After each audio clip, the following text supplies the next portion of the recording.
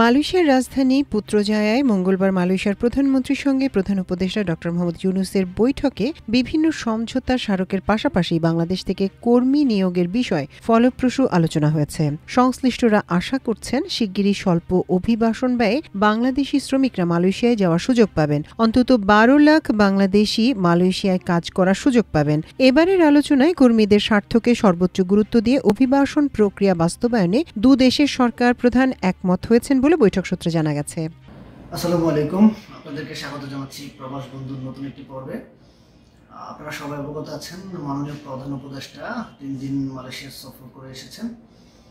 Malaysia calling visa যারা যেতে আগ্রহী তাদের অনেক প্রশ্ন যে মালয়েশিয়া কলিং ভিসা চালু হবে কিনা বা কবে মেডিকেল শুরু হবে।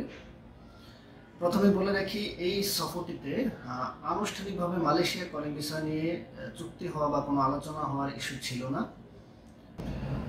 আমাদের মাননীয় প্রধান উপদেষ্টার বন্ধু হচ্ছেন মালয়েশিয়ার প্রধানমন্ত্রী আনোয়ার ইব্রাহিম। তাদের সাথে আনঅফিসিয়ালি হয়তো শ্রমবাজার সংক্রান্ত আলোচনা হয়েছে। তাই সংবাদ সম্মেলনে দুপক্ষই সরাসরি এ বিষয়ে কোনো মন্তব্য করেননি এবং অফিসিয়াল কোনো নিউজ মালয়েশিয়া কলিং ভিসার বিষয়ে এখনও আমরা জানতে পারিনি। তবে প্রতিষ্ঠিত বেশ কিছু গণমাধ্যম, সেখানে আমার দেশ, যমুনা টিভি সহ প্রতিষ্ঠিত গণমাধ্যম যে নিউজটি করেছে আমি শেয়ার করছি আপনাদের সাথে। সেগুলো ৬ বছরে ১২ লাখ কর্মী নেবে মালয়েশিয়া এবং হয়তো পূর্বের যে এমওইউ চুক্তি রয়েছে, অর্থাৎ পূর্বের সরকার যে চুক্তি করেছে, যেহেতু নতুন করে কোনো চুক্তি হয়নি তাই সেই চুক্তির আওতায় মালয়েশিয়াতে কর্মী যাবে। অর্থাৎ পূর্বের যে সিন্ডিকেশন সিস্টেম রয়েছিল, FWCMS সিস্টেম ছিল, সেটি বলবৎ থাকবে বলে জানতে পারছি এখন পর্যন্ত আমরা।